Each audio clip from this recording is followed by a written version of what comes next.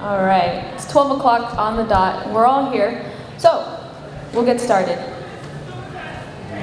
Okay, ignore that man behind the curtain. So, my name is Kathy. I will be presenting this panel today called Female Characters in Anime. This panel is good for people who want to write their own stories, draw their own manga, if you want to make your own movies and you're not sure how to write your female characters, this is a good place to start.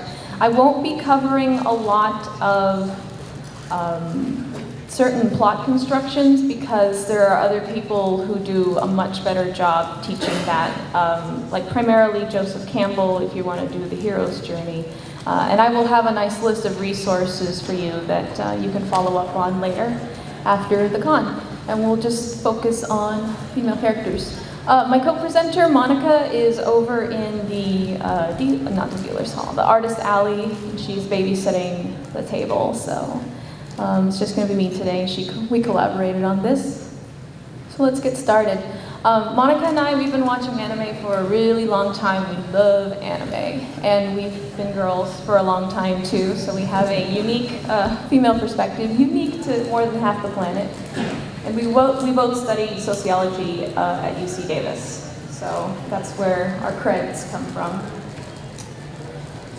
Before I go on, if you have questions during the panel, please hold them until the end. Unless it is a question for clarification purposes, like, Kathy, you just said something, I have no idea what it meant, can you define it? That's cool. But if you have questions or comments, hold it to the end. We're going to talk about biological sex, gender, feminism, and culture, because all that is relevant to how you make your stories and how you want your audience to interpret what you've created. We're going to talk about traits for female characters as well as just, anybody really. Good character traits are usually gender neutral.